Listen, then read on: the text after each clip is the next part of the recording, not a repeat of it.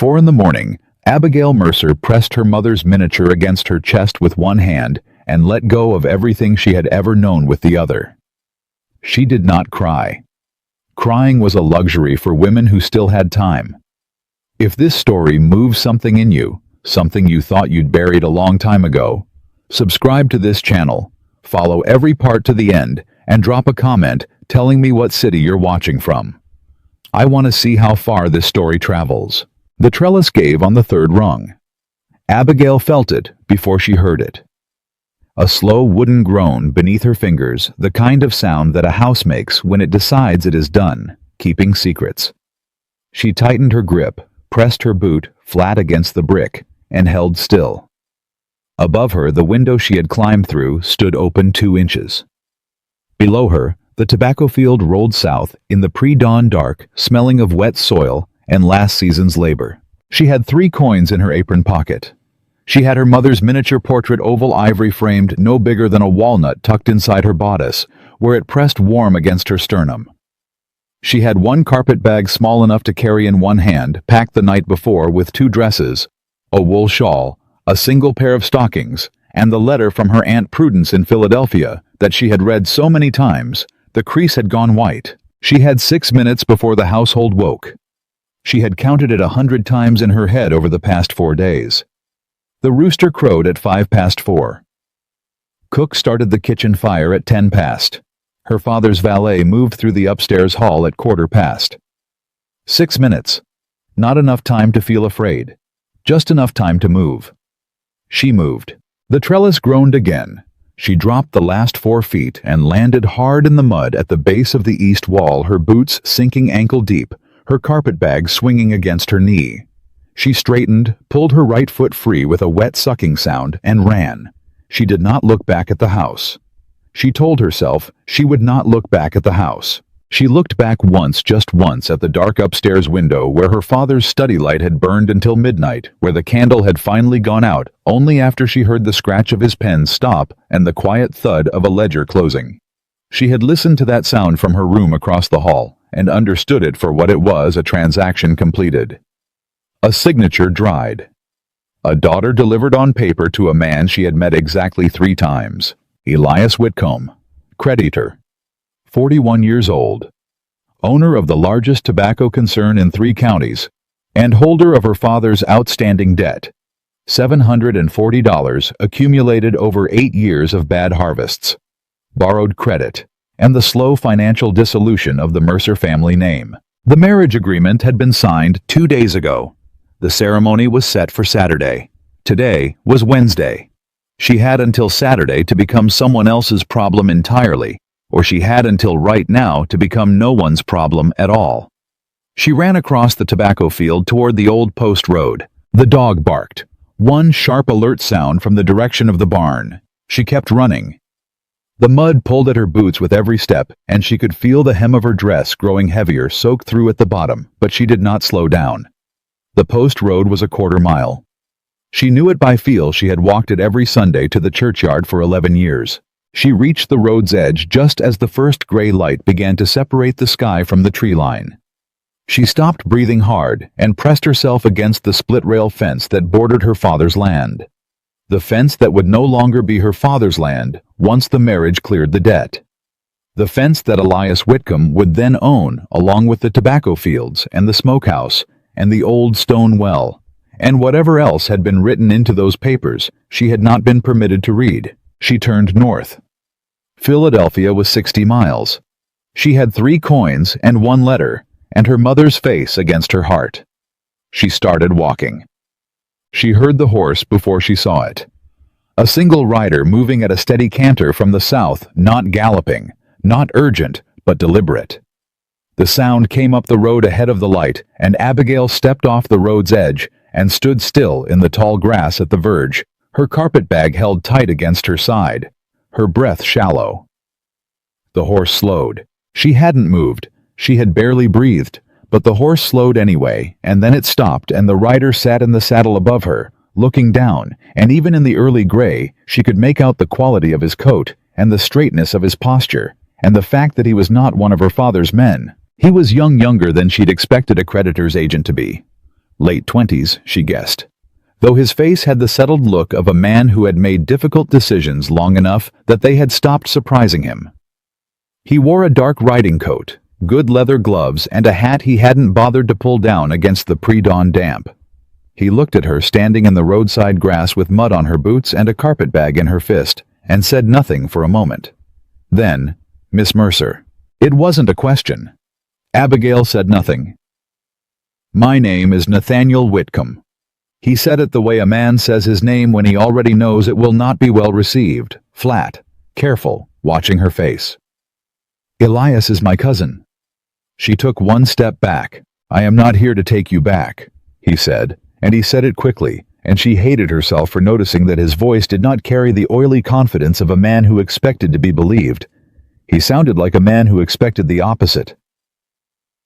"I rode out from the Whitcomb house at midnight. I did not tell Elias I was leaving. I do not intend to tell him where I found you." "You haven't found me," Abigail said. "You've seen a woman standing beside a road." His mouth moved. She thought it might have been the beginning of something that was not quite a smile. "Fair enough," he said. "Then I've seen a woman standing beside a road in the dark with a carpetbag 60 miles from Philadelphia." She said nothing. "Your aunt wrote to you," he said. "Mrs. Prudence Ashford. I know because Elias had her letter intercepted 2 weeks ago. He read it and let it be delivered anyway because he didn't believe you would act on it. He believed your father had too much control over you." He paused. "He was wrong about that." Abigail stared up at him. "How do you know what the letter said?" "Because I read it after he did." The steadiness in his voice did not change, but something beneath it shifted, something careful and old and tired. "I want you to understand that I am not proud of that. I am telling you so. You know that I know what is waiting in Philadelphia, and I believe it is better than what is waiting here." "And what are you waiting for?" she said. He looked at her for a moment, really looked the way a person looks when they are deciding not to lie. "I am waiting to find out whether you'll accept a ride to Philadelphia," he said, "or whether you plan to walk the whole 60 miles in the mud." "I plan to walk," she said. "I expected that," he said. He swung down from the horse in one clean movement, landed on the road beside her, and held the reins loose in one hand. Standing on level ground, he was taller than she'd read from the saddle. "Then I'll walk with you for a while if you don't object." "I object." "I know," he said. "But you'd rather have me where you can see me than behind you." She hated that he was right. The carriage was waiting half a mile up the road, pulled off into a copse of elms, where it would not be visible from the Mercer house. 2 horses, a covered coach, a driver who touched his hat brim without speaking. Nathaniel Whitcomb had not come alone, and he had come prepared, and those 2 facts landed in Abigail's chest with the weight of a thing she didn't know how to name, prepared for her. He had ridden out at midnight. He had a carriage waiting. "You knew I'd run," she said. "I knew you had cause to," he said. "That's not the same thing." She stood at the carriage step and looked at him in the growing light. "Why? What is it to you whether I marry your cousin, or walk to Philadelphia, or drown in the Potomac? You hold his debt too, I imagine. I've heard how it works. The whole family benefits when the creditor collects." "I don't benefit from Elias," Nathaniel said. "I owe him." He said it quietly without drama, the way a person states a fact they have learned to live with. "When I was 21, I made a mistake that could have ended my career and my family's standing. Elias covered it. He never asked for repayment in dollars. He's been asking for it in other ways ever since." Abigail looked at him. "What ways?" "Silence," he said. "Agreement. Showing up when he needed a respectable face at the table." He met her eyes. "I showed up last week when he laid out his plan for this marriage. I sat at his table, and I did not say a word. And then I rode here." She was quiet for a moment. The birds had started in the trees. Full dawn was coming. "You want absolution," she said. "I want you to have a choice," he said. "That's all. A real one." Abigail looked at this carriage. She looked down the road behind her, the 60 miles of it, the mud already drying on her boots, the 3 coins in her pocket that would not stretch past the first night.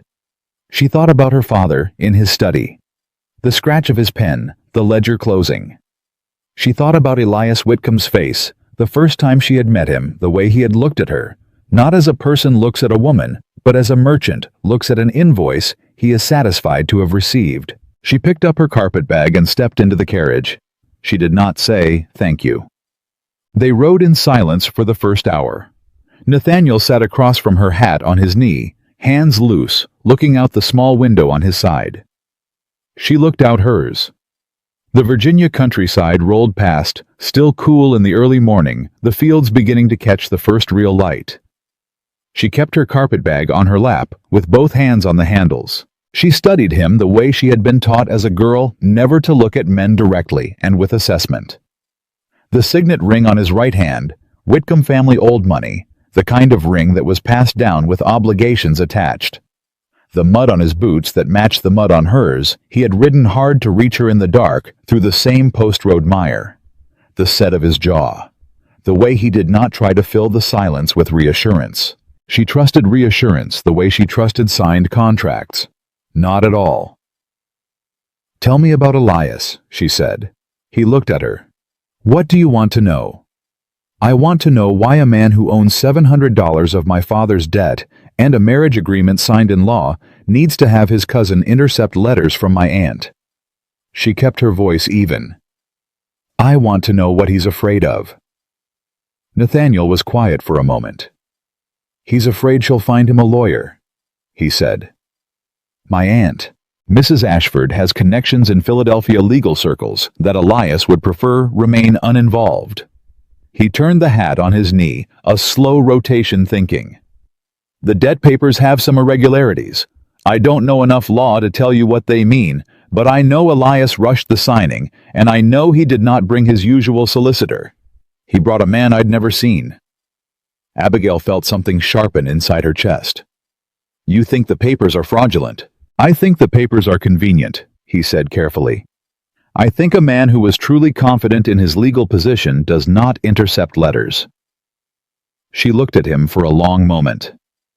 "You could have told me this from horseback," she said.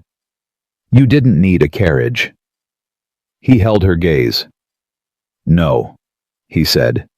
"I didn't." "Then what is it you actually want, Mr. Whitcomb?" He was quiet long enough that she thought he might not answer. The carriage swayed over a rough patch of road. The driver said something low to the horses. "I want to have done one right thing," Nathaniel said at last. His voice was even, but the words sat heavy. "I've spent 12 years doing what Elias asked because I believed I owed him that. Last week I sat at his table while he described using a woman's father's debt as a purchase agreement, and I thought, He stopped, exhaled. "I thought if I ride out tonight I can stop this. If I do nothing, I have to live knowing I could have." Abigail looked at her hands on the carpetbag handles. Her mother's miniature pressed warm against her sternum. "That," she said, "is the most honest thing a man has said to me in 4 years." He didn't answer. But the set of his shoulders changed slightly, something in the long line of his back that had been held rigid, eased by a fraction of an inch. She kept looking out the window.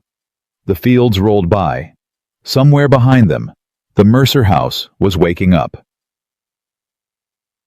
They stopped twice, once to water the horses at a crossroads well, once at a small ordinary just past the county line where Abigail sat across from Nathaniel at a rough-hewn table and ate cold cornbread and salt pork without speaking. The woman who ran the place looked at Abigail's mud-stained hem and carpetbag, and at Nathaniel's good coat, and didn't ask a single question. There was a wisdom in that Abigail thought that most educated men entirely lacked. Nathaniel paid for the meal. She let him because she was calculating 3 coins against 60 miles and knew the arithmetic without trying. "You haven't slept," he said. "I'm aware. The carriage is not comfortable, but it is safer than the road. If you wanted to sleep—" "I don't sleep in carriages with men I don't trust," she said. "That's reasonable." She looked up. He was watching her with that same careful steadiness, and she felt again the unsettling sensation of being seen accurately rather than conveniently. Most men in her experience saw what they wished to see. When they looked at her, the daughter of a landowner, a respectable match, a manageable woman.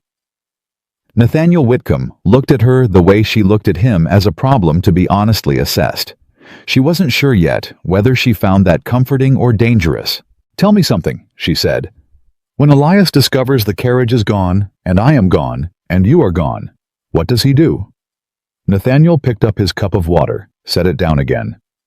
"He sends men north. He files a notice with the county sheriff citing the marriage agreement as lawful claim.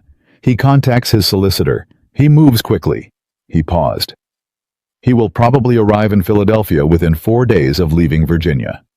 4 days, she said. "If your aunt's lawyer is prepared and the papers have the weakness I think they have, 4 days is enough. And if the papers are sound..." He met her eyes. "Then you'll need a different answer." She understood what he meant. She had understood it since the carriage, since the way he had not filled the silence with false comfort. "If you're about to suggest that you could marry me yourself," she said, "and thereby make Elias's claim socially impossible..." "I wasn't going to suggest it," he said. "Men always suggest it," she said. "They frame it as rescue. They believe rescue requires a new owner." "I am not offering to own you," he said. His voice was quiet and precise. "I am telling you that the legal option exists if you want it, and that the legal option is also court, which is slow and public, and your name will travel through every drawing room between here and Boston before it's settled." "I know.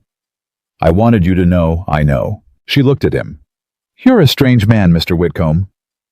"I've been told," he said, and this time it was definitely something close to a smile, small and brief, and gone before it fully arrived. By mid-afternoon she had stopped watching his hands for sudden movements. By late afternoon, when the heat came up off the road in waves, and the driver announced they were 2 hours from the Pennsylvania line, she had let herself rest her head back against the carriage wall and close her eyes. Not sleep, but rest, which was the most trust she had in her to offer. She was aware in that half-rest of small sounds. The creak of carriage leather, the rhythm of hooves. Nathaniel's breathing even and unhurried across from her. The occasional rustle of him shifting position, or adjusting his coat, but never leaning forward, never moving toward her. Holding the distance she had set. Her father had not held distance. Elias Whitcomb would never hold distance. The men who had come calling in the past 3 years, polished and proprietary, had believed that her comfort was something they were entitled to override in service of their own. Nathaniel Whitcomb sat across from her in a carriage for 6 hours and kept his word in the only way that actually counted, by his behavior, not his statements. She didn't trust him. She wasn't ready to trust him. But she noticed. Near dusk, with the Pennsylvania line behind them, and Philadelphia's outer edges beginning to appear through the carriage window, Nathaniel spoke. "She'll ask you if you're well," he said. "Your aunt, she'll ask you twice. The second time, she'll mean something different than the first." Abigail opened her eyes. "You've met her. Once, 4 years ago. She came to the Whitcomb house when Elias was attempting a business arrangement with her late husband's estate." He paused. "She stopped the arrangement." "She usually does," Abigail said. "She struck me as a woman who counted everything and pretended to count nothing," he said. "I mean that as a compliment." Abigail thought about her aunt, 60 years old, twice widowed, small and deliberate, and possessed of a memory, like a ledger that never miscounted. "She will want to know every detail of the past 2 days," she said. "She will want to know why you helped, and what you want, and whether you can be trusted." "I know." "What will you tell her?" Nathaniel looked out his window. The light was going amber and low. "I'll tell her I don't want anything. I'll tell her I helped because I should have acted sooner, and this was the first chance I had." He turned back. "And I'll tell her she can decide for herself whether I can be trusted. Same as you." Abigail looked at him for a long moment. "Same as me," she repeated quietly, not quite an agreement, not quite a refusal. He held her gaze, and he did not press it. The carriage rolled forward, and Philadelphia rose up around them in the summer evening light, its noise and its crowds and its courts of law.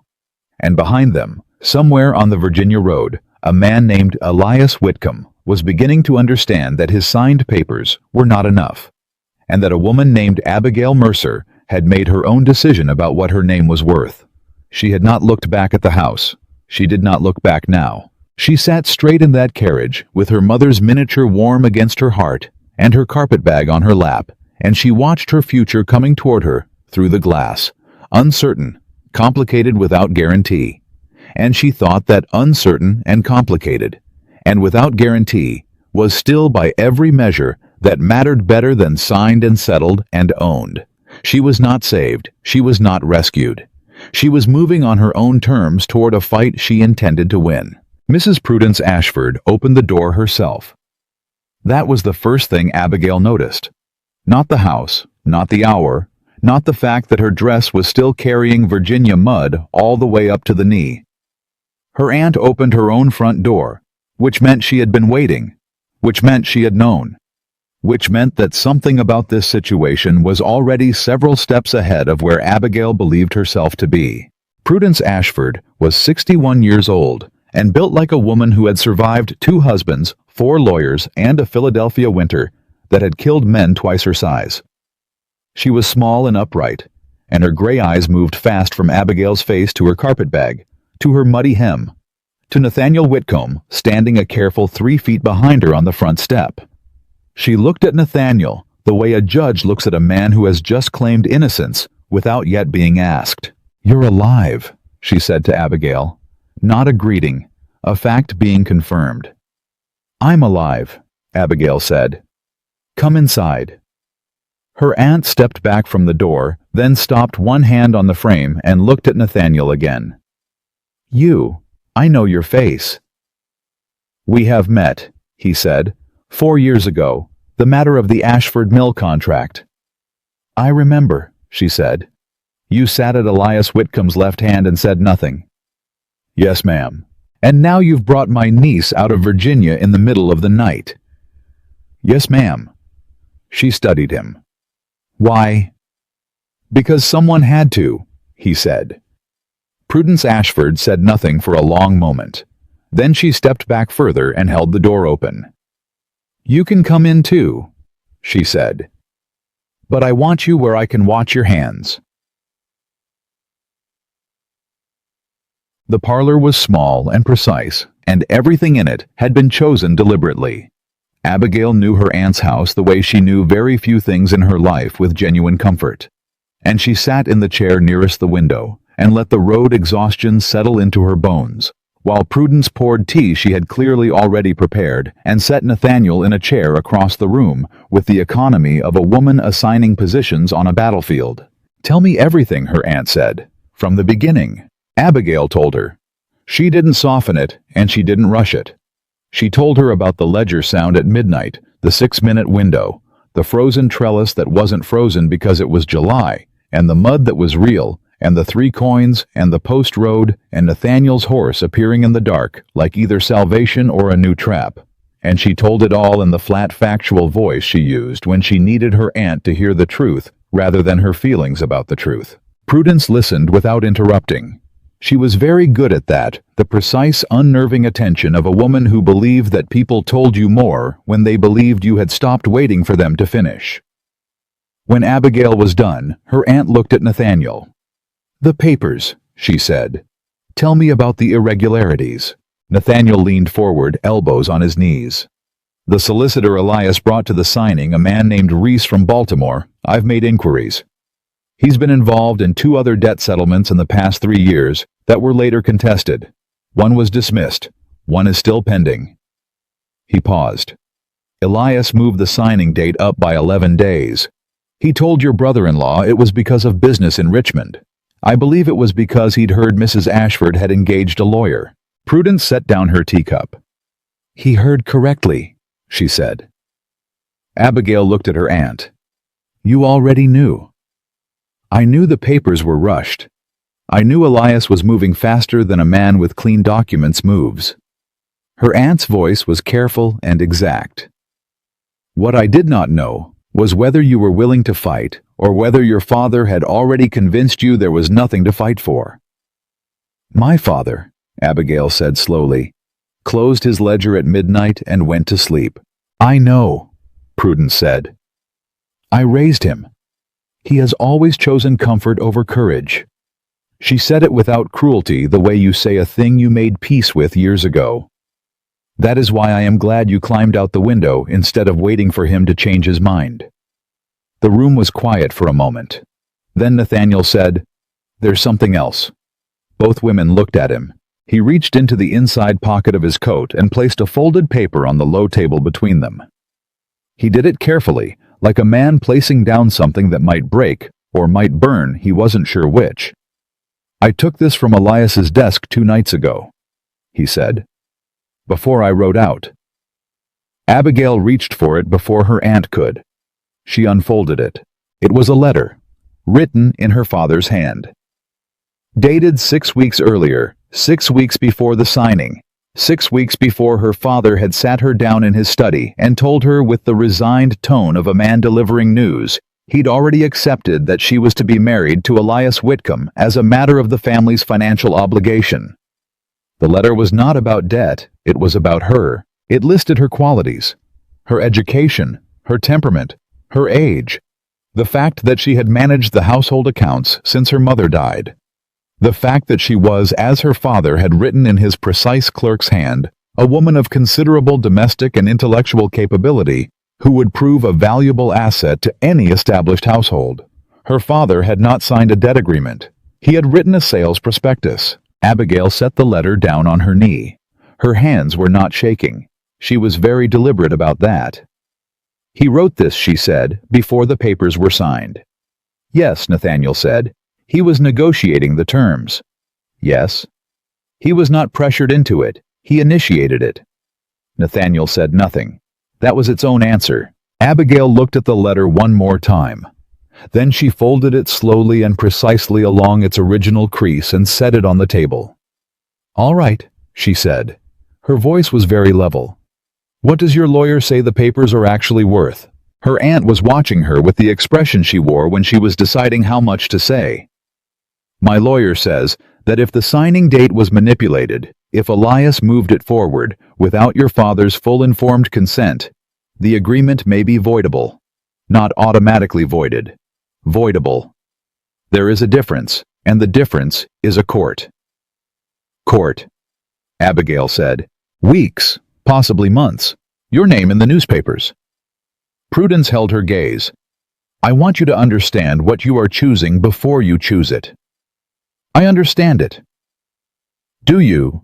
Because the alternative—" "I know the alternative," Abigail said. "Mr. Whitcomb has already explained it." Her aunt looked at Nathaniel again, with a reassessment that she did not bother to conceal. "Has he? He was clear about it," Abigail said. "And I will tell you the same thing I would tell him. I will not escape one bargain by becoming another." She picked up her teacup. "I want to go to court." Chew. What happened next happened fast. The knock at the front door came less than an hour later while Abigail was upstairs changing out of her mud-ruined dress, and Nathaniel was in the parlor with her aunt. And from the top of the stairs, she heard the low, urgent exchange of voices, and then her aunt's voice, very controlled, saying, "Tell him nothing, show him nothing, and then close the door." She came back downstairs in 30 seconds. "Who was it?" she asked. Her aunt stood in the hallway, with her hands folded at her waist, which was what she did when she was containing something large behind a very composed exterior. "A man named Ridley. He says he's Elias Whitcomb's factor." Nathaniel stood up. "He's here already. Apparently Elias sent him this morning, by the fast post. He arrived before us." Prudence looked at her niece. "He left a message. He said that Mr. Whitcomb Elias extends every courtesy and reminds Miss Mercer that the marriage agreement is a legal document, and that her presence in this house constitutes an evasion of lawful obligation, and that he will pursue every remedy available to him under the law." Abigail stood very still on the bottom step. "He said that," she said. "He said more," her aunt said. "He said that any party who has assisted in this evasion may also be subject to legal consequence." Nathaniel exhaled through his nose. It was the first time all day she had seen something move behind that careful exterior. Not fear exactly, but the recognition of a thing he had already calculated and was now confronting as reality. "He means me," he said. "He means everyone in this house," Prudence said. The room held that for a moment. Then Nathaniel said, "I want to be clear about something." He looked at Abigail, and his voice was even, but she had spent enough hours in a carriage with him now to read the difference between his evenness and his actual stillness. This was not still. This was held. "If you choose to proceed, court lawyer, the whole of it, Elias will come after me too. He'll call in my debt publicly. He'll say I betrayed a family obligation. He may be right about that legally. I want you to know that, and I want you to know it doesn't change what I said in the carriage." Abigail looked at him. "Which part?" "The part where I said I want to have done one right thing." His voice didn't waver. "I've already done it. What happens next is what happens next." Her aunt was watching both of them, with an expression Abigail recognized from childhood. The look Prudence Ashford wore when she was recalculating someone's value upward, and was mildly annoyed at herself for having underestimated them initially. "Sit down," her aunt said to Nathaniel. "Both of you. My lawyer is coming in the morning, and we have a great deal to discuss before then." The lawyer's name was Mr. Harlan Webb, and he arrived the next morning at 7 o'clock sharp with a leather case, a mouth like a trap, and the organized, merciless intelligence of a man who had spent 40 years in Philadelphia's legal circles, and had emerged from those decades with zero illusions, and a very complete understanding of exactly what the law could and could not do. He listened. He did not interrupt. When Nathaniel placed the letter on the table, the one written in Abigail's father's hand, the sales prospectus, Webb picked it up with 2 fingers and read it twice without expression, and then set it down and said, "When was this dated?" 6 weeks before the signing, Nathaniel said. "And the signing date that appears on the agreement, July the 3rd. Webb opened his leather case and removed a document of his own. He slid it across the table to Prudence without a word. She looked at it, and her face, which had been composed all morning, did something Abigail had never seen it do. It went absolutely blank for 2 full seconds. "What is it?" Abigail said. Her aunt looked up. "The agreement Elias filed with the county court in Virginia," she said, "is dated June the 22nd. Nathaniel went still. Abigail looked at Webb. "June 22nd, she said. "That is before the date on my father's letter." "Yes," Webb said. Which means, Webb said, that if the court date on the filed agreement is accurate, your father wrote that letter. Those negotiations after the legal agreement was already in place. He folded his hands. "Which is not how negotiations work. Which suggests one of 2 things. Either your father signed the agreement before he understood its full terms, and the letter is evidence of his subsequent attempt to reframe a decision he had already made, or the date on the filed agreement is wrong," Abigail said. "Is false," Webb said precisely. "There is a difference. Wrong implies accident. False implies intent." The room went very quiet. Nathaniel stood up. He walked to the window, stood with his back to the room for 5 seconds, long enough that Abigail counted it, and then turned around. His face had the look of a man who has just watched a thing he suspected be confirmed. "He moved the date," Nathaniel said. "He filed earlier than the actual signing. He backdated the agreement. That," Webb said, "is what I intend to prove." It took Webb's clerk until late that afternoon to return with the documentation they needed from the county record office, a copy of the original submission filing, which carried a clerk's receipt stamp from July the 5th, 2 weeks after the date that appeared on Elias's agreement. 2 weeks. The kind of gap that does not happen by accident. The kind of gap that requires deliberate decision and a compliant records clerk, and the assumption that no one will ever look closely enough to notice. Elias Whitcomb had assumed no one would look. He had assumed Abigail thought what men like him always assumed, that the woman in the agreement would comply, that the family would be too ashamed to contest, and that the cousin he had spent 12 years controlling would continue to sit at his left hand and say nothing. He had been wrong about all 3. Webb left at 5 in the afternoon with instructions and a timeline and the letter in his case. When the door closed behind him, the house exhaled. Abigail sat in the parlor, and her aunt sat across from her, and Nathaniel stood near the door in that particular way he had of positioning himself where he could see both the room and the exit without appearing to watch either. "You should eat something," her aunt said to Abigail. "I know. You haven't slept."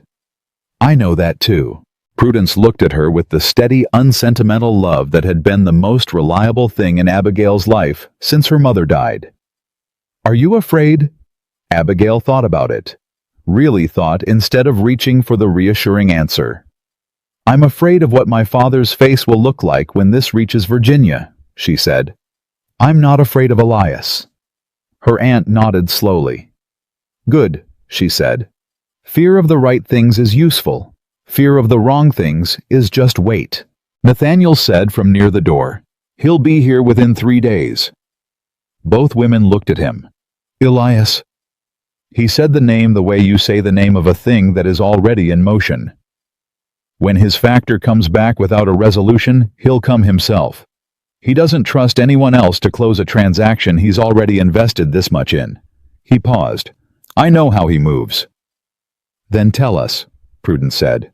Nathaniel came back into the room and sat down. Not across the room this time, closer at the edge of the conversation, the way a man sits when he's made a decision to be present rather than cautious. "He comes in with 2 lawyers and he comes in fast," he said. "He doesn't give the other party time to prepare a response. He presents the documents first and he talks over the rebuttal. He relies on the other party being too flustered or too outmatched to challenge the paperwork in the moment." He looked at Webb's empty chair. "Which is why your lawyer matters. He needs to know Elias's approach because Elias will try to turn this into a personal confrontation rather than a legal one. He'll make it about your character, not his documents." "My character," Abigail said. "He'll say you violated an agreement. He'll say you dishonored your family. He'll say a woman who runs from a lawful obligation in the dark of night is not a woman whose word deserves legal standing." Nathaniel held her gaze because he was telling her something she needed to hear rather than something that was comfortable to say. "He's done it before. There was a widow in Richmond 3 years ago. He challenged a deed she held on her late husband's property. She was in the right, legally, completely in the right. But by the time Elias was done in that room, she was defending her reputation instead of her claim, and she settled for half of what the deed was worth just to make him stop." The room was very quiet. Abigail said, "What happened to her?" "She moved to her daughter's house in Maryland," he said. "I don't know the rest." Abigail stood up. She walked across the room to the window and stood there, not looking out, not seeing anything beyond the glass, just standing with the posture of a woman, organizing something that had gotten very large and very complicated very fast. "He is not going to do that to me," she said. Her voice was not loud, it was not dramatic. It had the quality of a statement that has already been decided, not a declaration, not a vow, a fact. "No," Nathaniel said quietly from behind her. "I don't believe he is." She turned around. "Because I am not going to be in that room defending my character while his documents sit on the table unchallenged. I am going to walk into that room and put the filing receipt next to his backdated agreement and let the dates do the talking." She looked at her aunt. "Can Webb have the receipt certified before Elias arrives?" "I'll send word tonight," Prudence said. She did not say it slowly or gently. She said it the way she said everything, with the brisk certainty of a woman who moved best under pressure. The message came late that evening. Not from Elias, not from his factor. It came from Virginia, carried by a rider who had left the same morning they had and ridden hard. It was addressed to Abigail in handwriting she knew better than her own. Her father's handwriting. She opened it standing in the hallway while her aunt and Nathaniel waited in the parlor. She read it once, then she read it again. Then she folded it and held it against her side and went back into the parlor and sat down. "What does it say?" her aunt asked. "He says he's sorry." She said it evenly without the weight it deserved because the weight of it was something she would have to carry later in private when she had the time to put it down properly. "He says he believed Elias would be a fair man," He says he made a mistake. She paused. He says he hopes I can forgive him. Neither Nathaniel nor her aunt spoke. He does not say he has withdrawn the agreement, Abigail said. He does not say he has contacted a lawyer of his own. He says he hopes I can forgive him, and then he says he is not well, and then the letter stops. She set it on the table next to the place where Webb's case had sat that morning. He is not well, she said one more time quietly. He has been not well for years. It has never before prevented him from making a decision, Nathaniel said very carefully. Is it possible he didn't realize what he had signed? It's possible, Abigail said. It's also possible that a man who writes a prospectus letter about his daughter's domestic capabilities 6 weeks before the signing knew exactly what he was agreeing to and is now, in the face of consequence, choosing not to know. She looked at her hands. Both things can be true at once. I've learned that about people. Nathaniel looked at her for a moment. Then he said, I owe you something. She looked up. When I told you in the carriage that I took the letter from Elias's desk, he said slowly, carefully, like a man who has been building toward something and has finally decided not to take the easier road around it. I told you I did it because it was evidence. That is true, but it is not all of it. The room waited. I took it, he said, because I have seen that letter before, not that letters like it. Elias has done this before, and I have known, and I have not acted. And when I saw your father's name at the bottom of it, I thought if I don't take it, if I don't put it in someone's hands who will actually use it, then I am the same man I have been for 12 years. Useful, silent, complicit. His voice stayed even, but the words were the words of a man who has been precise with himself in a way that is genuinely uncomfortable. I want you to know that I did not ride out in the middle of the night purely for your benefit. I rode out because I could not continue to be who I had been. I thought you deserved to know the full reason. Abigail looked at him for a long time. Her aunt was watching both of them with the expression of a woman who is keeping all her conclusions to herself out of sheer professional discipline. I know, Abigail said at last. Nathaniel looked at her. You know, I figured it out about an hour outside of Virginia, she said. A man who rides out at midnight purely for someone else's benefit does not spend the first hour of the carriage ride sitting across from a woman who has made clear she doesn't trust him, and finding ways to be honest with her instead of reassuring. She held his gaze. You were trying to decide if you were a different man than the one who sat at Elias's table. You were using me to find out.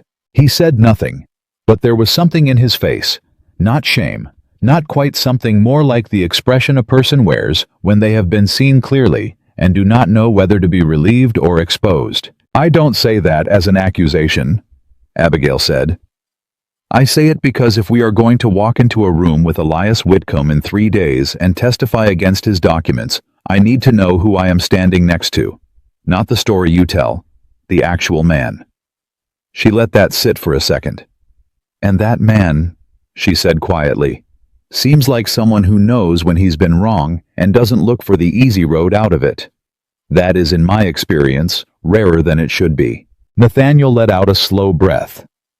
Her aunt stood up and collected the empty teacups with the purposeful efficiency of a woman who has decided a conversation has reached a natural stopping point and does not need her to remain in it.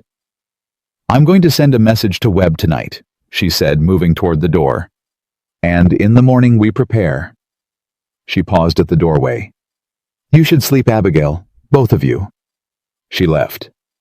The room was quiet. Outside, Philadelphia moved through its evening, its carts and voices and gas lamps, and the particular noise of a city that did not stop for anything as small as one woman's crisis or one man's conscience.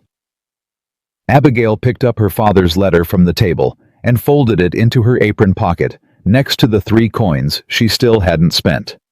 3 days, she said. 3 days. Nathaniel agreed. She stood up and looked at him one last time before she went upstairs. Really looked the way she had been teaching herself not to do with men, because men tended to misread a direct gaze as invitation. He did not misread it. He simply held it steady and honest and tired in the way of a person who has been carrying something a long time and is only now considering the possibility of setting it down. "Get some sleep, Mr. Whitcomb," she said. "You too, Miss Mercer," he said. She went upstairs. She did not look back, but she listened as she climbed for the sound of him settling into the chair in the parlor. And when she heard it, she kept walking, because some things you simply note and carry forward, like 3 coins in your pocket, like a miniature against your heart. Like the quiet knowledge that the man downstairs had ridden through the night for imperfect reasons and told her the truth about them, and that imperfect reasons honestly named were still worth more than perfect ones that were not. Elias Whitcomb was 3 days away. Abigail Mercer had survived worse odds than that on less sleep and a shorter head start. She intended to be ready. Elias Whitcomb arrived on a Thursday. They had expected Saturday at the earliest. Webb had said 3 days. Nathaniel had said 3 days. Abigail had spent 2 nights counting on 3 days, using the time to sit with Webb in her aunt's front room for hours, going over every document, every date, every clause in the language of the marriage agreement, until she could recite the relevant sections without looking at the page. 3 days. Elias gave them 2. The knock at the front door came at 10 in the morning, sharp and deliberate. Not the knock of a man uncertain of his welcome, but the knock of a man who believes the door is already his. Abigail was at the table with Webb when they heard it. She looked up. Webb looked up. From across the hall, she heard her aunt's voice say something short and clipped to the housemaid, and then a silence that had its own particular quality. The silence of a room reconfiguring itself for a fight. Nathaniel appeared in the doorway. "It's him," he said. Abigail set down the document she was holding. "How far ahead is he?" "He's at the door. 2 men with him, lawyers, I think. Not his factor." Webb began gathering papers with the fast, specific efficiency of a man sorting what to show and what to keep back. "Let him in," he said without looking up. "Let him come to us." Abigail stood up.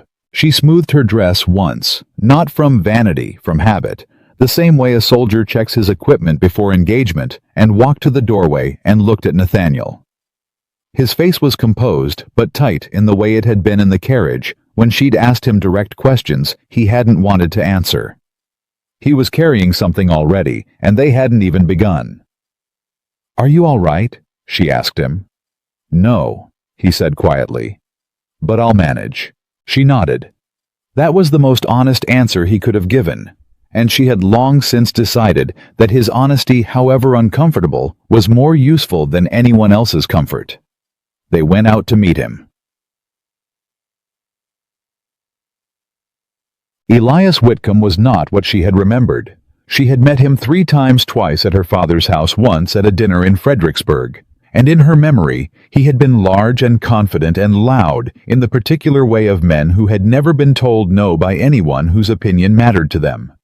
She had built a version of him in her mind over the past 4 days that matched the threat he represented: overblown, aggressive, obviously villainous. The man who walked into her aunt's parlor was none of those things. He was medium height and well-dressed, and he moved quietly with the contained, deliberate ease of a man who had learned long ago that stillness frightened people more than noise.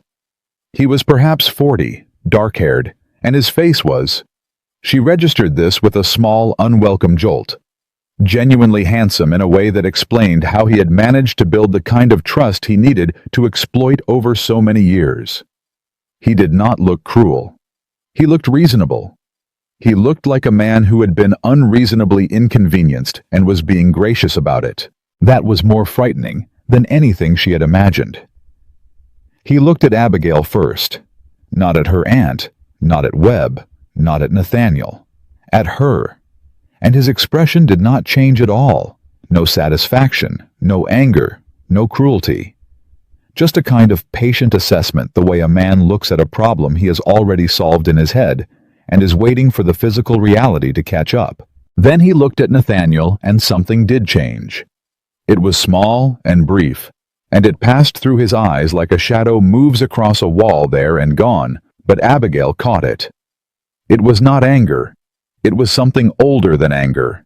something that looked like grief that had calcified into something harder. "Nathaniel," he said. "Elias," Nathaniel said. The room held its breath, held. Then Elias looked at Webb and extended his hand with the ease of a man entirely comfortable in other people's territory. "Mr. Webb, your reputation precedes you. I hope we can make this simple." "We can certainly try," Webb said, shaking his hand with the dry professional calm of a man who had stood across from worse and had not been impressed by any of them. They sat. Elias arranged himself at the center of the situation, the way he clearly arranged himself everywhere, not taking the head of the table, which would have been obvious, but positioning himself where every other person in the room would have to quarter turn toward him. His two lawyers flanked him. Webb sat across from them. Prudence sat to Abigail's right. Nathaniel stood, which was the only nonconformity in the room's geometry, and Abigail noticed that Elias noticed it. Elias opened his case and placed 3 documents on the table. He did it without drama, without announcement, simply placed them where Webb could see them. "The original agreement," he said, touching each one. "The county filing receipt. And a letter from the presiding county clerk confirming the date of registration." He folded his hands. "I believe those address the concern about timing." Webb picked up the county filing receipt. He looked at it for 4 seconds. Then he set it down and picked up the clerk's letter and looked at that. He said nothing. Abigail watched Webb's face. She had learned in 2 days to read him. And what she read now was not the expression of a man who had been defeated. It was the expression of a man who had just seen the shape of something he had suspected. "This clerk's letter," Webb said, "is dated this week." "It is," Elias said. "You requested a confirmation letter from the county clerk this week." "I anticipated that the registration date might be questioned," Elias said pleasantly. "I thought it more efficient to address that proactively." "A clerk confirms what is in the record," Webb said. "He confirms what was submitted to him. He cannot confirm when an agreement was actually executed." "The record shows July the 5th, Elias said. "The record shows what was submitted on July the 5th, Webb said. "The agreement is dated June the 22nd. I have the original submission stamp, Mr. Whitcomb, and that stamp does not match your agreement's date." For the first time, something flickered in Elias's composure. It was very small, a fractional tightening around the eyes, the adjustment of a man revising his approach in real time. "Filing delays are common," he said. "A date of execution and a date of submission are not required to match." "No," Webb said. "They are not, but they are required to make sense. A 13-day gap between execution and filing in a matter of this financial and legal significance in a jurisdiction where your own solicitor practices requires explanation." He placed the submission stamp on the table next to Elias's documents. "I would like that explanation." The room was very quiet. Elias looked at the stamp. Then he looked at Webb. "I think," he said still pleasantly, "that we should discuss what it is Miss Mercer actually wants, because I suspect we can resolve this without the unpleasantness of court." What he offered carefully. He would withdraw the marriage agreement, he said. He would renegotiate the debt terms with her father. A longer repayment schedule, reduced interest, a private arrangement that would allow the family to retain the land without public legal proceedings. He asked for nothing in return, except that the matter of the documents be allowed to rest and that everyone in the room agree not to pursue further investigation into the filing. He presented it as generosity. He presented it in the tone of a man doing a favor. Webb looked at Abigail. Abigail looked at Elias. "You would renegotiate the debt," she said. "On what terms exactly?" "Terms we could arrive at together," Elias said. "In good faith." "In good faith," she said. "The way the original agreement was made in good faith." Something moved through the room, not a sound, just a shift, everyone in the space recalibrating. Elias looked at her with a patience that she now understood was not kindness, but strategy. "Miss Mercer," he said, "I understand you're frightened. I understand this has been an ordeal. I hold no personal grievance toward you for what you've done. You were acting on instinct under pressure. That is, I was not acting on instinct, she said. I was acting on information. There is a difference. He paused. I read the agreement, she said. Or rather, I read what Mr. Webb found when he compared your filing date to your execution date. And I read a letter my father wrote 6 weeks before you say the agreement was finalized, in which he described my domestic qualifications the way a man describes livestock at market. She kept her voice completely even. I was not frightened. I was informed. I left because I was informed. Elias's composure held. But she could see him now, could see the machinery of it, the deliberate construction of that surface in a way she hadn't been able to see when she'd met him at her father's table. Even if there were irregularities in the paperwork, he said carefully, pursuing them publicly serves no one. It harms your father's name. It harms your own reputation. It harms yours, she said. Yes, he said. That also. Then why, she said, should I agree to protect it? Check. That was when Elias looked at Nathaniel. He turned unhurried, deliberate, the movement of a man who has been waiting for the right moment to use the right tool. And he looked at his cousin standing by the wall, and he said in the same reasonable, quiet voice he had used for everything else, because of what it will cost him. The temperature in the room dropped. Abigail did not look away from Elias, but she felt Nathaniel go still behind her in a way that was different from his usual stillness, tighter, older, the stillness of a body bracing. Nathaniel borrowed a significant sum from me 11 years ago, Elias said, to the room. To everyone in it, to Abigail specifically, in the way that information gets delivered when it is intended as a weapon. The nature of the original incident that required the loan, I have been discreet about that for 11 years out of family loyalty. If this matter proceeds to court, I will no longer have reason to be discreet. He paused. The law in Virginia is clear on what Nathaniel did. I don't believe it's changed. Webb said very quietly. What precisely did he do? Elias did not look away from Abigail. He forged a land deed, he said, to cover a gambling debt. He was 21. He was desperate. And I covered it because he was family, and because I believed people could be better than their worst moments. He let that sit. I still believe that, which is why I am offering an arrangement that does not require me to revisit it. Abigail heard her own breathing. She was aware with the particular sharpened clarity that comes with real danger of every person in the room. Prudence's stillness, Webb's careful blankness, Elias's patient eyes, and behind her, the silence that was Nathaniel. She turned around.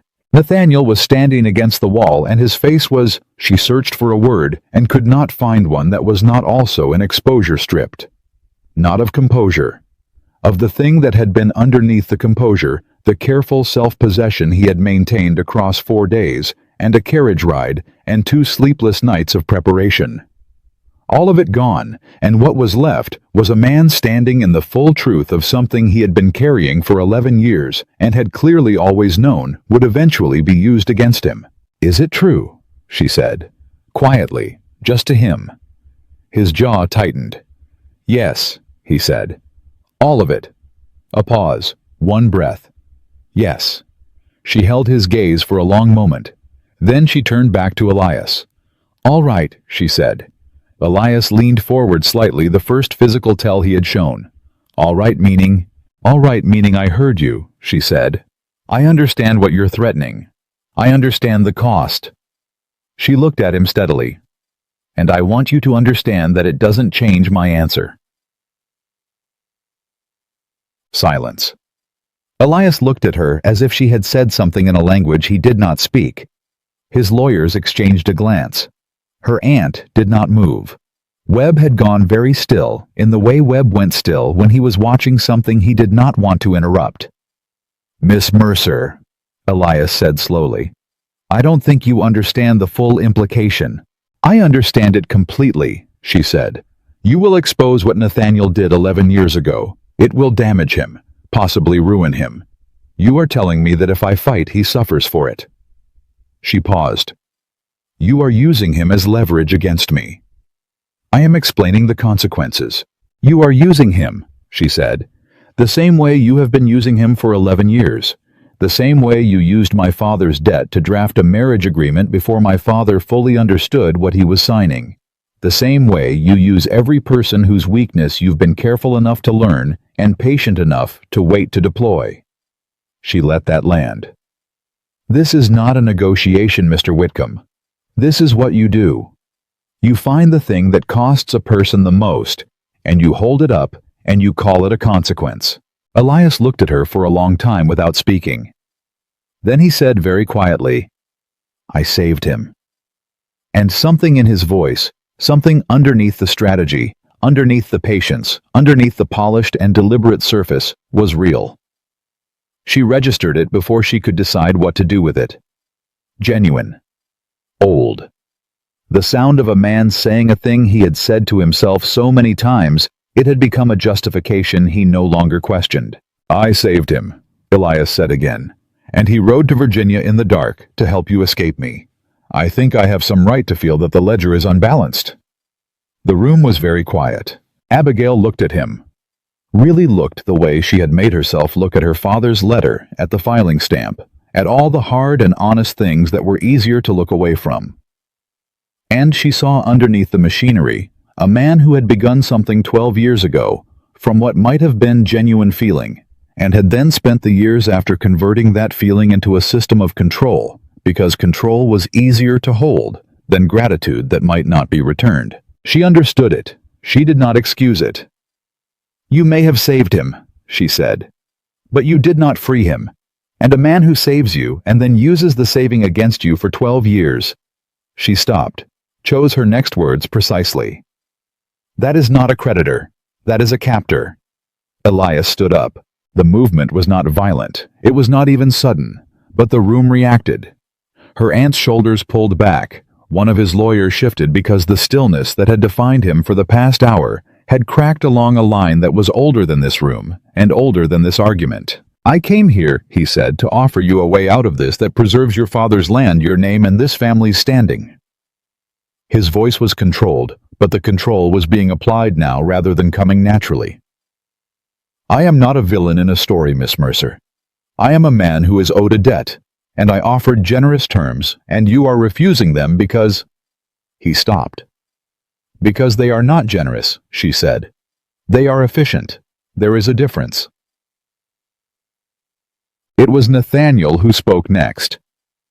He moved from the wall, crossed the room in 4 steps, and stood beside Abigail, not in front of her, not between her and Elias, but beside her at her shoulder, where it was unmistakable, but not presumptuous. "Elias," he said, "I need to say something." Elias looked at him with the expression of a man watching the last familiar thing in a situation become unfamiliar. "What you did for me 11 years ago." Nathaniel's voice was steady, but it cost him. She could hear what it cost. "I was grateful. I am still grateful. What you did was real, and what it saved me from was real, and I have never pretended otherwise." He paused.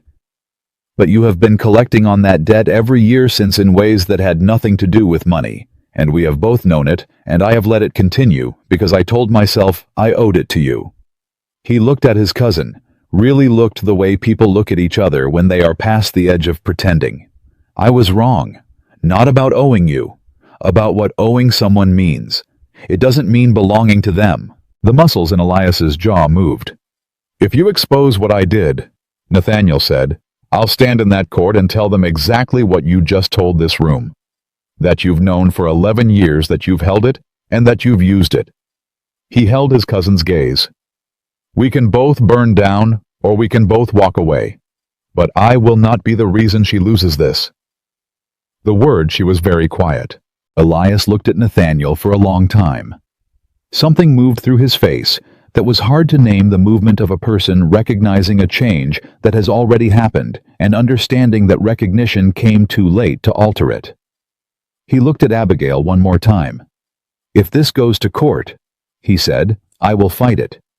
"I know," she said. "You may not win. I know that too. And you still refuse the arrangement." She held his gaze.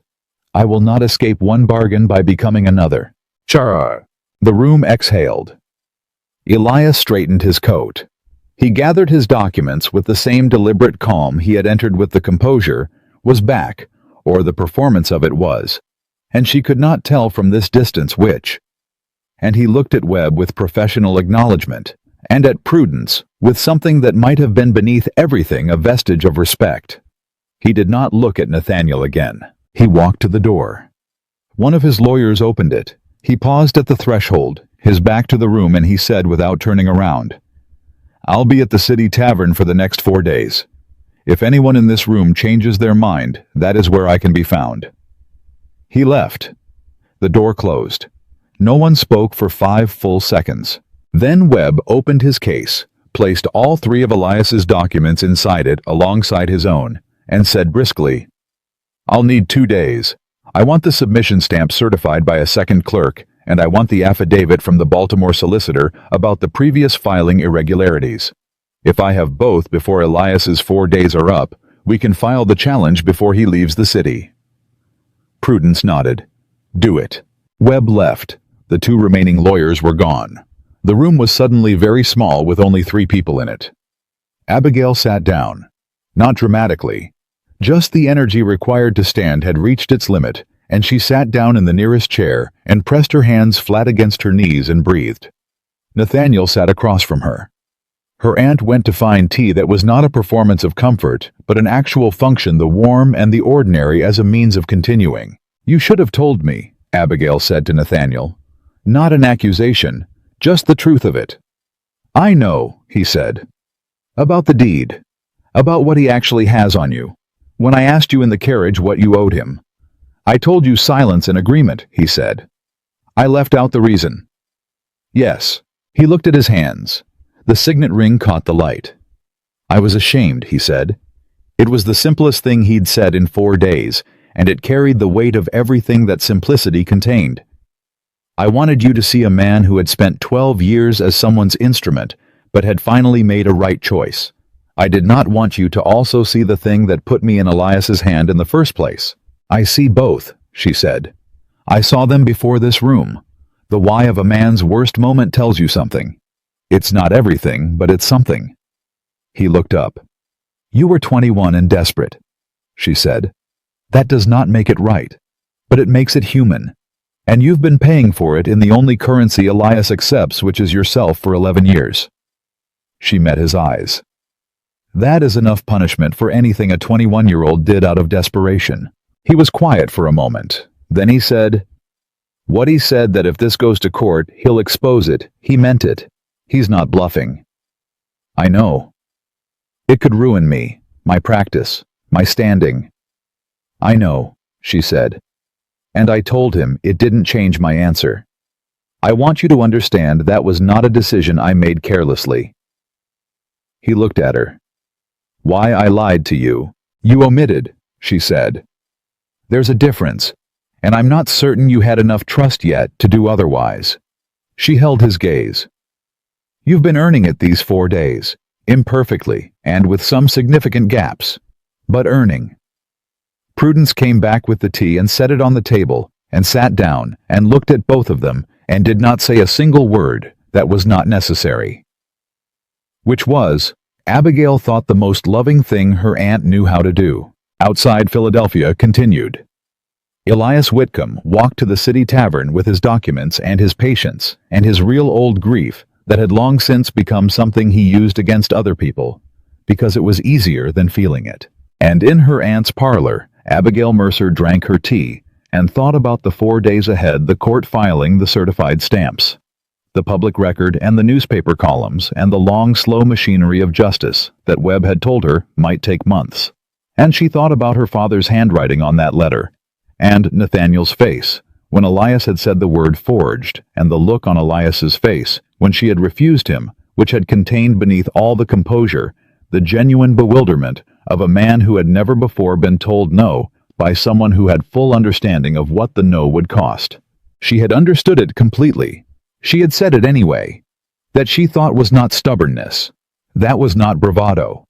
That was the only version of herself she was willing to be, and she had climbed out of a window in the dark 4 days ago to protect it. and she was not about to surrender it now, inside a parlor with good tea and a lawyer and 3 extra days to reconsider. She was not built for reconsideration.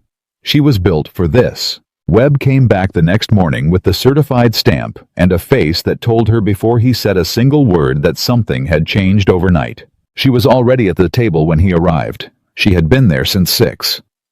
Sleep had come in pieces an hour here. 40 minutes. They're interrupted by the particular restlessness of a mind that was still running the numbers on a problem that had not yet resolved. She had her mother's miniature on the table in front of her, and her father's letter beside it, and she had been looking at both of them, not reading, not deciding, just sitting with the weight of what was coming. Webb set his case down and opened it without preamble. "The submission stamp is certified," he said. 2 independent clerks, one from the county office and one from the Court of Common Pleas, have both confirmed that the filing date on the document does not match the date on the agreement. The discrepancy is 13 days. That is not a clerical error. No responsible court will accept it as one. "Good," Abigail said. "That is not all." He pulled out a second document and placed it on top of the first. "The Baltimore solicitor, the man who drew up the agreement, has given an affidavit. He states that when he was retained by Elias Whitcomb, he was given an execution date of July the 3rd and instructed to prepare papers accordingly. He states further that he was later contacted and asked to revise the date to June the 22nd for, and I am quoting his words, administrative consistency." Abigail looked up. "He asked his own solicitor to backdate the document." "He did. And the solicitor did it." "He did. He is now understandably very willing to discuss the matter with anyone who asks." Webb sat down. "He is not a dishonest man. He is a man who made a dishonest decision because Elias Whitcomb has a way of presenting dishonest decisions as routine administration. But he has a family and a practice, and when he understood the full weight of what had been done with those papers, he gave us everything." Prudence came into the room. She looked at Webb's face and then at Abigail's and said, "How bad is it for Elias?" "Bad," Webb said. "If we file today, the challenge will be in front of a judge by the end of the week. The agreement will almost certainly be voided. And given the nature of the solicitor's affidavit, there is a reasonable case for criminal fraud." The word criminal sat in the room, and nobody rushed to pick it up. Abigail looked at the certified stamp. She looked at the solicitor's affidavit. She looked at her mother's miniature on the table, the tiny painted face inside the oval ivory frame, her mother's eyes, which had always been warmer than the world deserved. "I want to think about the criminal charge," she said. Webb and Prudence both looked at her. "Not about whether we file the challenge, we file that today, all of it," she said. "But the criminal fraud question. I want to think about it before we decide." Webb nodded slowly. "You have time. File the civil challenge first. The rest can follow." Bud. Nathaniel was in the hallway when she came out of the front room, and she knew from the way he was standing, not leaning, not waiting with any ease, that he had heard enough through the door to know what Webb had brought. "It's enough to win," he said, not a question. "Yes," she said. He exhaled. It was not relief, or not only relief. It was the exhale of a man who has been braced for impact for 4 days and is now slowly, carefully lowering his hands. "Webb is filing today," she said. "The hearing will be this week." Nathaniel nodded. She looked at him. "Will you testify?" He met her eyes without hesitation. "Yes. It will be public. Everything Elias threatened to expose it will likely come out anyway once the full investigation begins." "I know." "And you're still—" "Yes," he said. "I told you in that room yesterday, we can both burn down or we can both walk away. I meant it, but I am not walking away from this." He said it quietly and completely, the way he said things when they were decided rather than being decided. "What he did to you, what he tried to do, I sat at his table and said nothing for 12 years. I can stand in a courtroom for one afternoon." She looked at him for a moment. "You'll need your own lawyer." He almost smiled. The almost smile that she had catalogued now in the way she catalogued things that mattered. "I was going to ask Webb for a referral." "Ask him today," she said. Before the hearing, she moved past him toward the stairs, then stopped. "Nathaniel."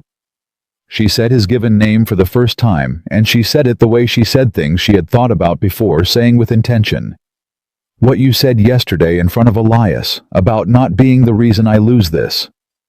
She paused. "You weren't. You are the reason I have a case. I want you to know that I know the difference." He said nothing. But the something behind his eyes, that long-held, carefully managed thing, shifted again further toward something she did not yet have a name for, only a recognition of. She went upstairs.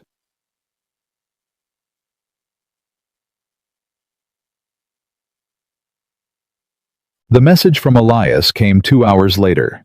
Not through his lawyers, not through his factor.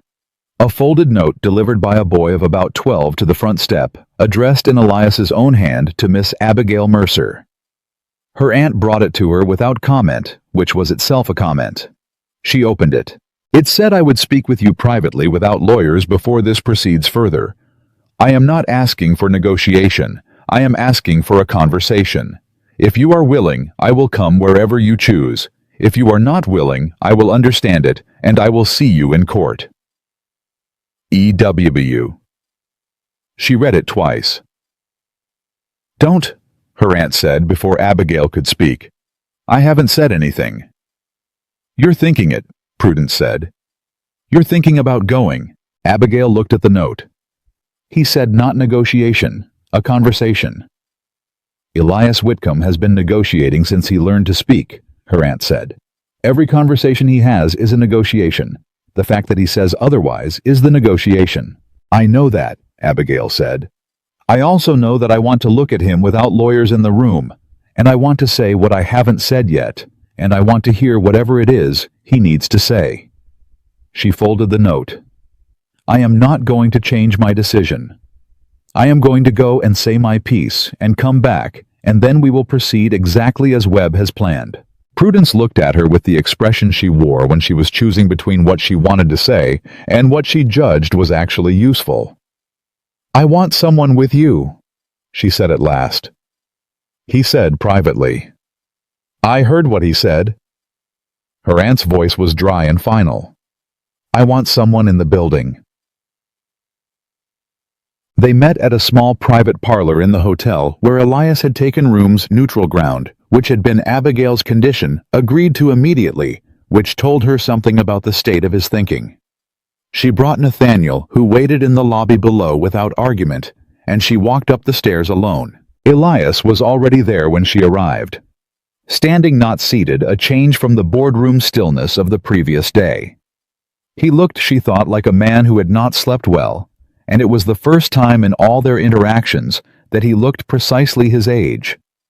On the table beside him, half visible beneath his glove, was a small oval frame. Ivory. Not unlike the one she carried in her bodice. She looked at it. He followed her eyes. He picked up the glove slowly, not concealing, and not offering, just allowing her to see.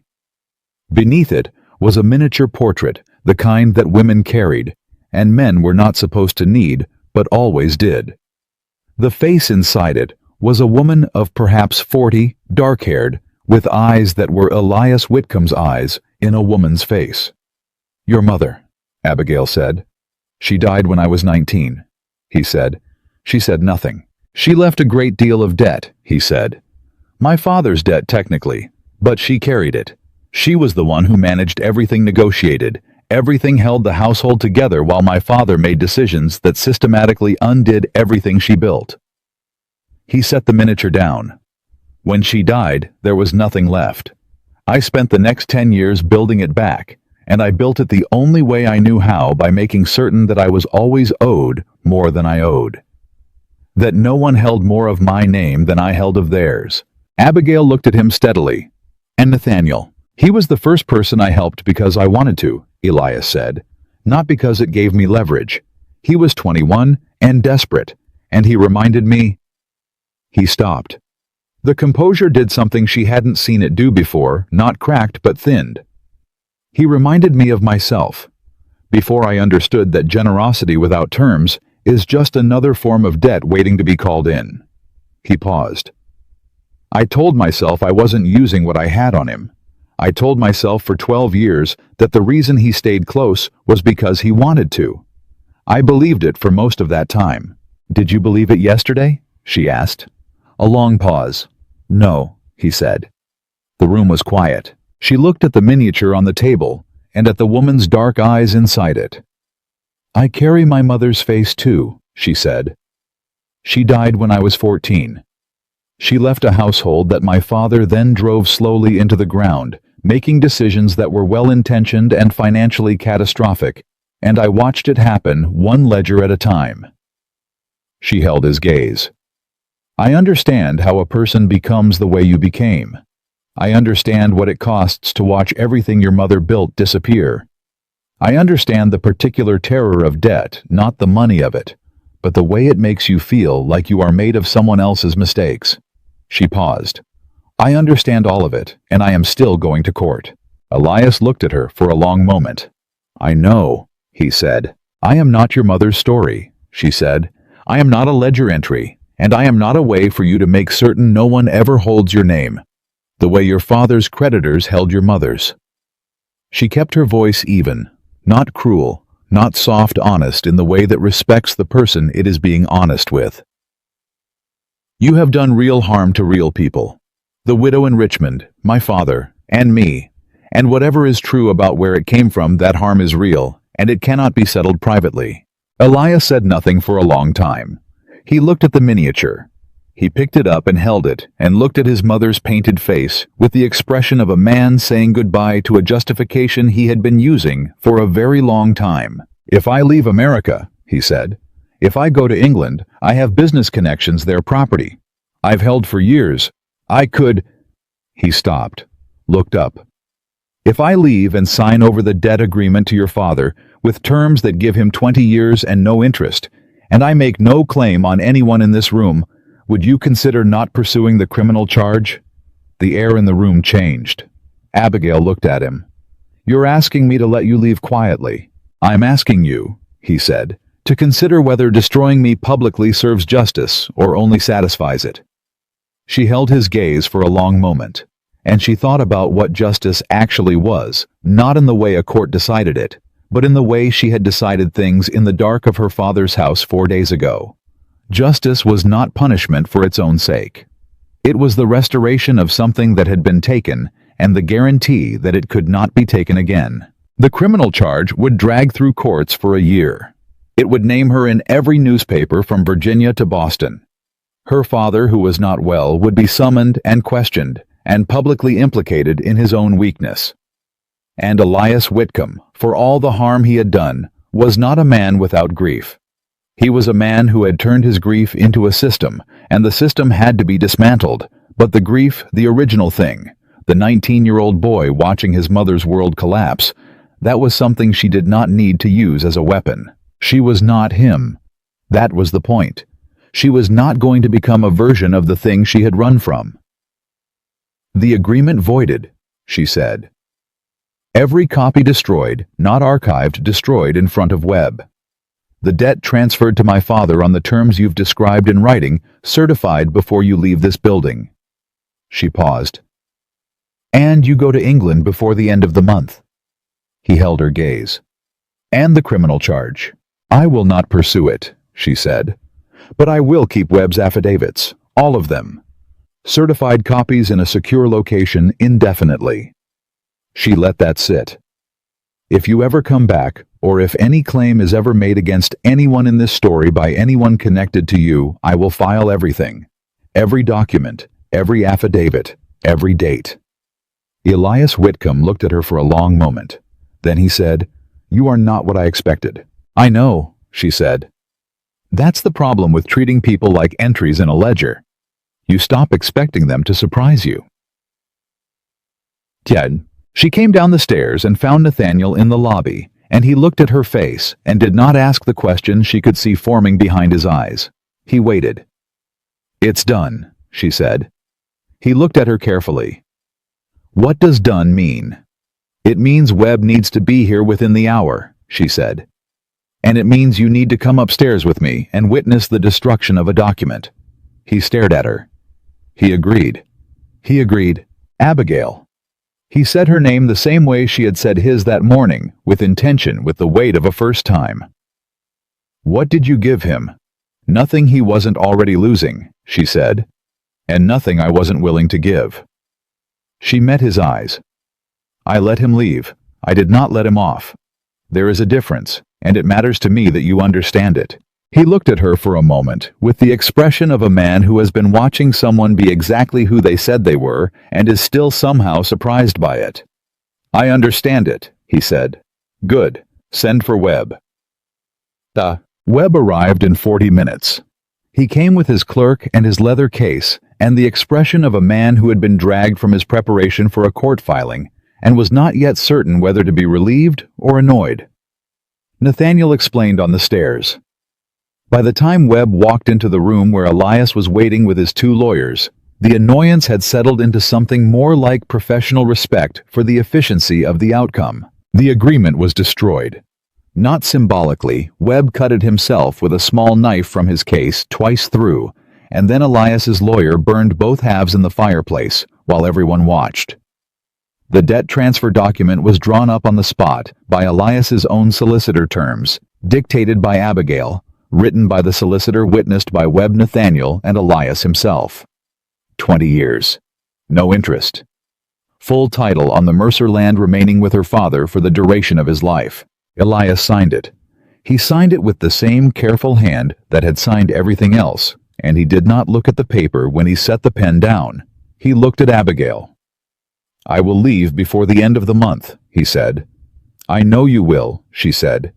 He picked up his mother's miniature from the table, the last thing he took, and he put it in his coat pocket, close against his chest. Then he walked out. Nathaniel stood at the window after Elias's carriage had gone from the street below. He stood there for long enough that Abigail came to stand beside him, not touching, not speaking, just beside him, which was, she had learned about herself in the past 4 days, the only version of comfort she trusted to give, without also taking something back. He's really going, Nathaniel said. He's really going. I spent 12 years. He stopped, turned the signet ring on his right hand, the slow rotation she had catalogued from the carriage. I don't know who I am without that debt. I know that sounds... It sounds true, she said. That's what it sounds like. He looked at her. It'll take time to find out. Most true things do. He was quiet for a moment. Then, there is going to be a legal process still. The voiding of the agreement will require a formal filing. My own situation, the deed, what Elias knows, that will likely have to be addressed regardless. I know. I could face real consequences. I know that too. And you're not concerned that I'm concerned, she said. I'm not indifferent. I'm not pretending any of this is simple. She looked at him directly. But you stood up in that room yesterday and told your cousin you would not be the reason I lost this. And you stood in that lobby today and didn't ask me what I had given away to make it stop. You waited for me to tell you because you understood that it was mine to decide. She paused. A man who gives you the room to be yourself is worth some concern. He held her gaze for a moment. That is the second most honest thing anyone has said to me in recent memory. What's the first? What you said on the stairs, he said quietly. That I am the reason you have a case. He looked down at the ring. I've been a man other people used for a long time. I would like to practice being something else. Abigail looked at him. What's something else? He looked up. Useful, honestly. Without the accounting. She was quiet for a moment. Then she said, That is a reasonable thing to want. Do you think it's possible? He asked it without irony, without performance, the way you ask a thing when you genuinely don't know the answer, and you are asking the person most likely to give you an honest one. I think, she said carefully, that a man who rides out at midnight for imperfect reasons and then tells the truth about them for 4 days straight is probably already further down that road than he realizes. She picked up her mother's miniature from the table where she had set it before going upstairs. She looked at her mother's painted face for a moment. I think the people we are trying to become are usually closer than the people we've been. She tucked the miniature back against her heart. Now come on. My aunt will want to know everything, and she will want to hear it in a particular order. He almost laughed. The almost laugh, brief and real, that she was adding to the catalog alongside the almost smiles. It suited him better, she thought. Less guarded, more like the man behind the careful exterior. He followed her out of the room.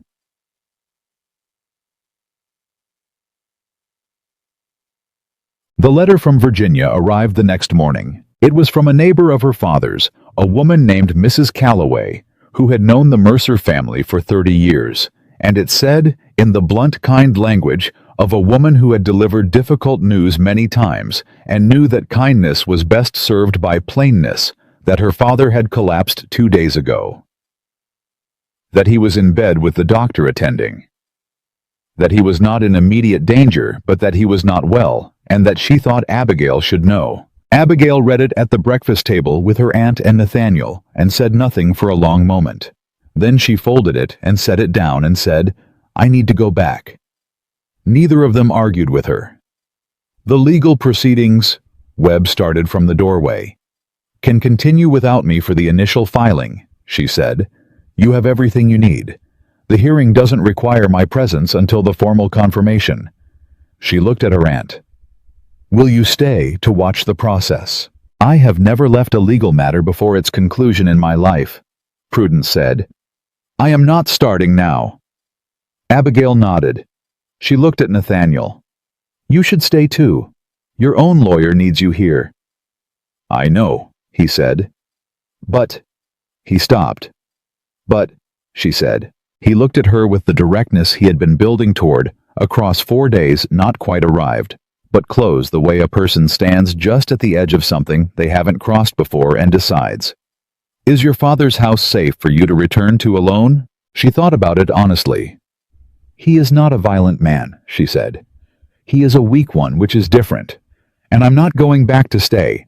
I'm going back to see him before—" She stopped, pressed her lips together. "Before I can't." Nathaniel nodded slowly.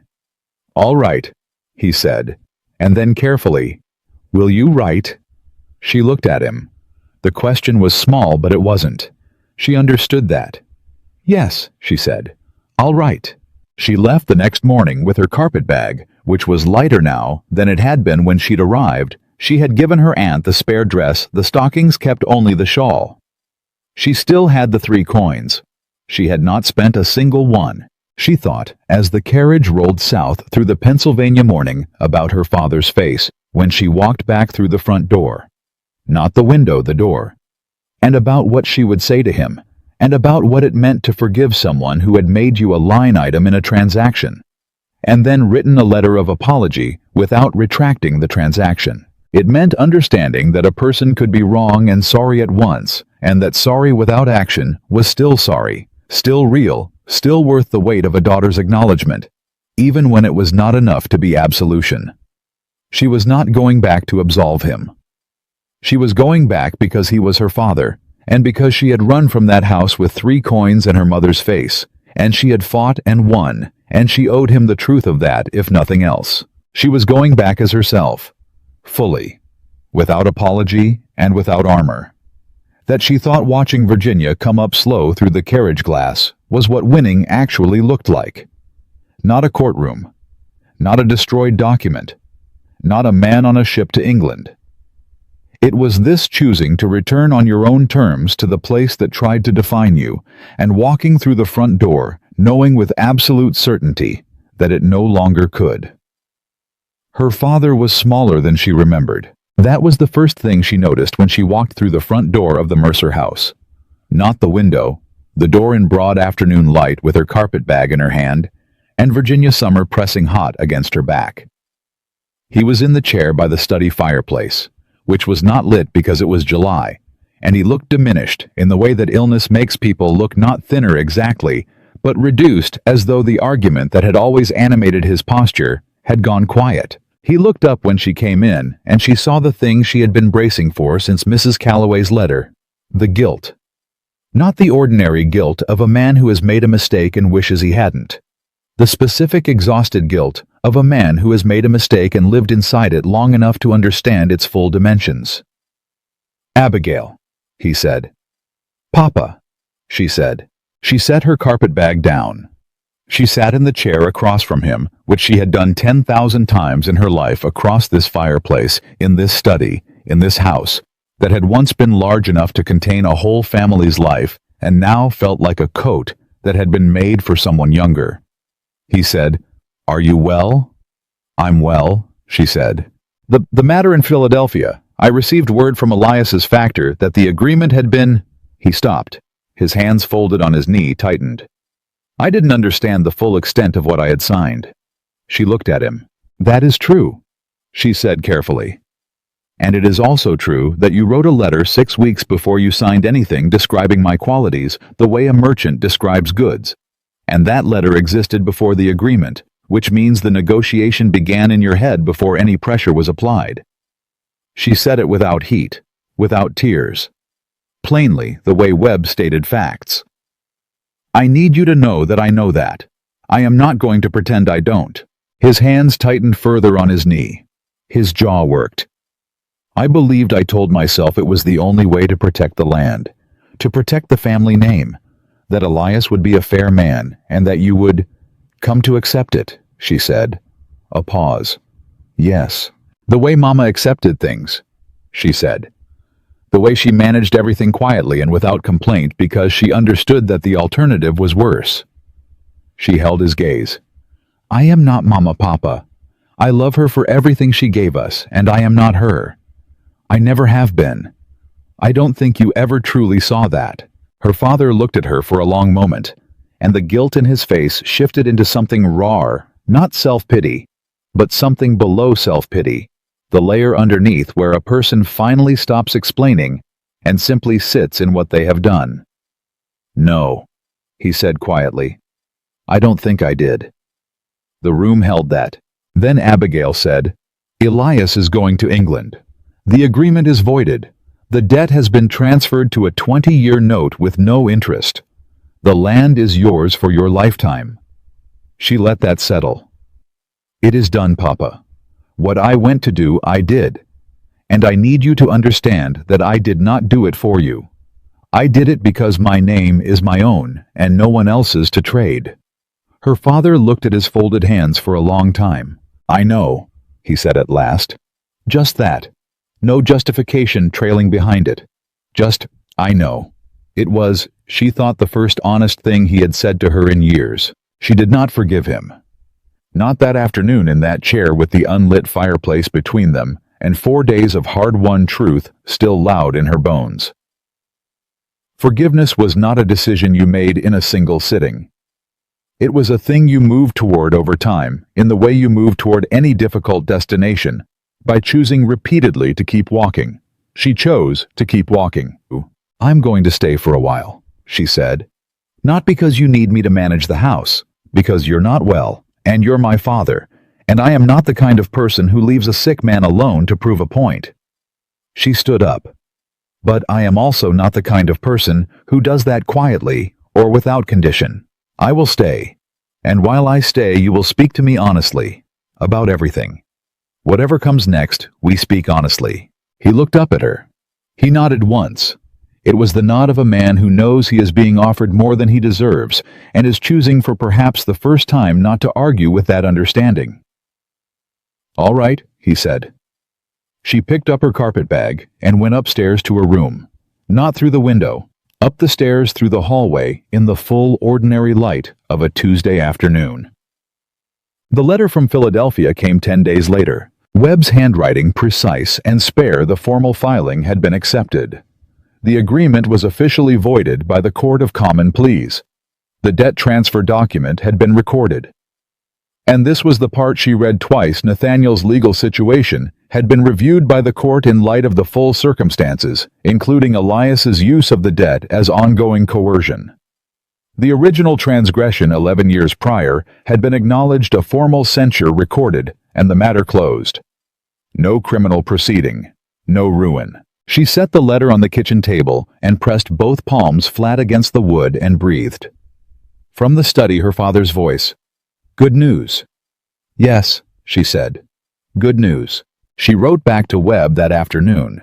She wrote a separate letter to her aunt, who was already, according to Prudence's most recent correspondence, deeply embedded in a secondary legal matter involving a different Philadelphia family, and showing no signs of disengaging from the city's legal circles anytime soon. And then she sat with a third sheet of paper for a long time before she picked up her pen. The letter to Nathaniel was the shortest of the three. It said, "The filing is confirmed. I hope your own resolution comes quickly and cleanly. I have been thinking about what you said about practicing being something else. I think this counts as the first day of practice. A.M." She posted all three before she could reconsider any of them. Her father's health did not improve. It did not dramatically worsen. It settled into a plateau that the doctor described as manageable, and Abigail described privately as her father's body doing exactly what her father had always done, holding on through sheer habit without particular strategy. They talked more than they ever had. In the evenings in the study, with the summer heat giving way to the first cool nights of early September, she sat across from him, and they talked about her mother, and about the farm, and about the years between her mother's death and this one, all the years that had accumulated without anyone particularly tending to them. It was not easy. It was not warm the way she might have wished, but it was honest, and honest was more useful than warm in her experience, and there was something between them by the end of September that had not been there in July, something small and unspectacular and real. She did not know what to call it. She suspected her father didn't either. They were both, she thought, practicing. The schoolhouse had been a tobacco barn once on the eastern edge of land that had come close to being Elias Whitcomb's property. It had stood empty for 3 years, too far gone for storage, too structurally sound to collapse. The children in the surrounding farms, 7, 8, 9 of them of an age to learn, were walking 3 miles each way to a church school that met twice a week and taught them primarily to sit still. Abigail started going there in October. She did not ask permission. She brought the things she needed. Slates, chalk, the 2 books she had carried in her carpet bag on the night she ran, and she started. The first morning, there were 4 children. The second, 6. By the 3rd week, a woman named Mrs. Hargrove from the neighboring property arrived while Abigail was teaching and stood in the doorway with her arms folded and said, "Who gave you leave to run a school on this land?" Abigail looked up from the slate she was writing on. "No one," she said. "This land belongs to my father," Abigail said. "Whose name is on the deed and who told me last Tuesday morning over breakfast that I could use the barn for whatever I saw fit." She held the woman's gaze. "If you'd like to confirm that he is at the house. If you'd like to send your children, school starts at 8. Mrs. Hargrove looked at her for a long moment. Then she looked at the 6 children sitting on rough benches, with their slates on their knees, looking back at her, with the particular expression of children who have learned to be very still when adults are negotiating. "Mine are 7 and 9, she said finally. "Then they're exactly the right age," Abigail said. Mrs. Hargrove left. 2 days later, her children arrived. She arrived herself the week after and sat in the back and said nothing, and came back the following week and the week after, and one morning in November picked up a piece of chalk when Abigail's back was turned and helped a 5-year-old named Thomas draw his letters without being asked. Abigail noticed. She said nothing. She kept teaching. Nathaniel arrived on a Wednesday in November. She did not know he was coming. There had been letters, not frequent, not elaborate, the correspondence of 2 people who were being careful with each other across a distance, which she thought was wise and also occasionally maddening. He had written about the legal resolution. She had written about the schoolhouse. He had written about selling the practice he had kept in Richmond, which he mentioned in a single sentence without explanation. She had read that sentence 4 times and then written back asking what that meant for him, and his answer had been, "I'll tell you when I see you." So she had been waiting for "when I see you." She simply hadn't known when. She was at the schoolhouse when he rode up. The children had gone home an hour earlier. She was alone with a slate and a list of letters she was preparing for the next morning. and she heard the horse and looked up, and there he was, dismounting at the barn door, with the same clean, efficient movement she remembered from the post road in July, 4 months and a different life ago. He looked different, not dramatically, but the careful tension she had catalogued in the carriage, the held quality, the constant slight bracing, was less.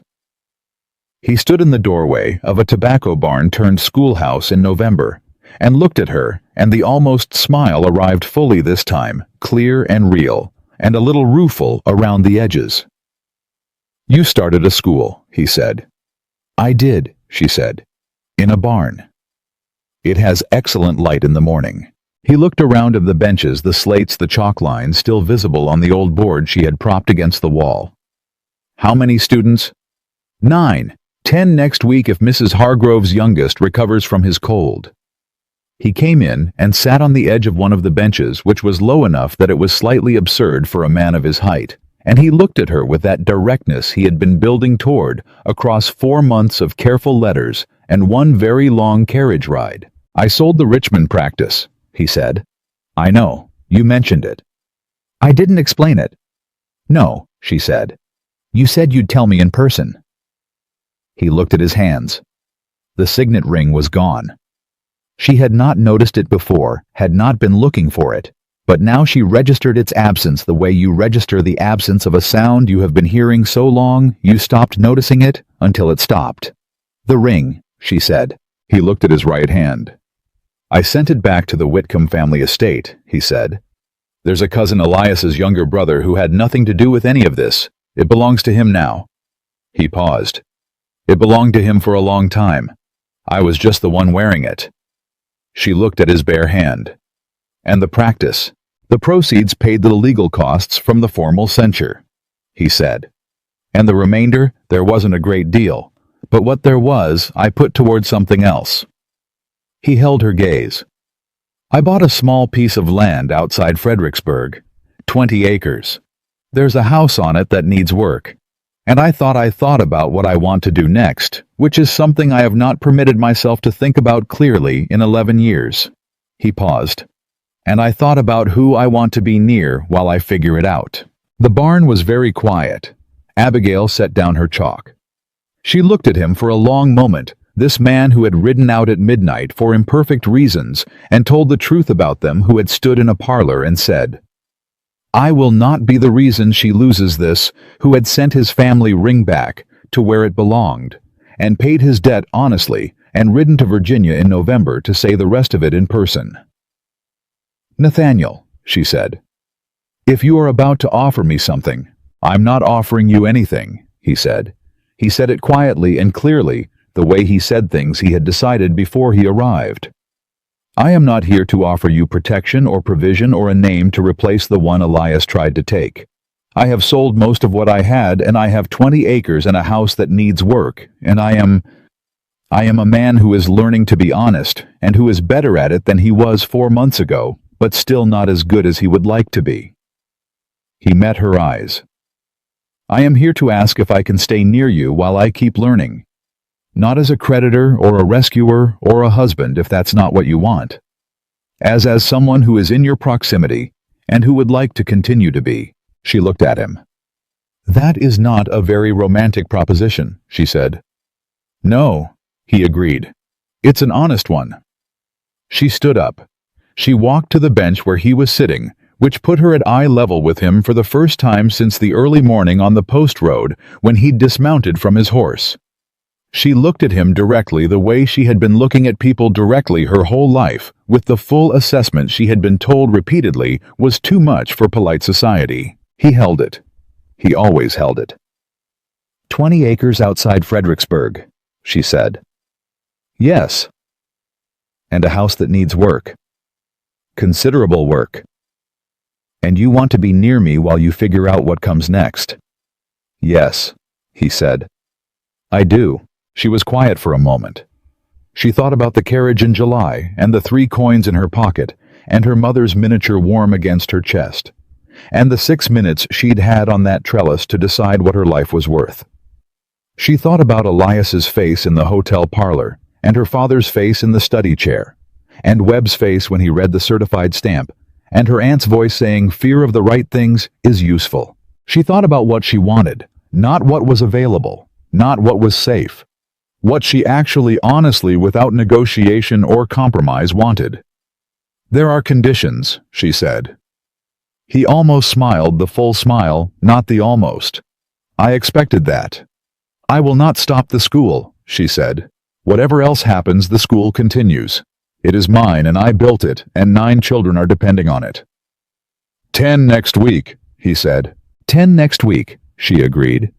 Second, I will not be managed. I will not be guided or steered or handled.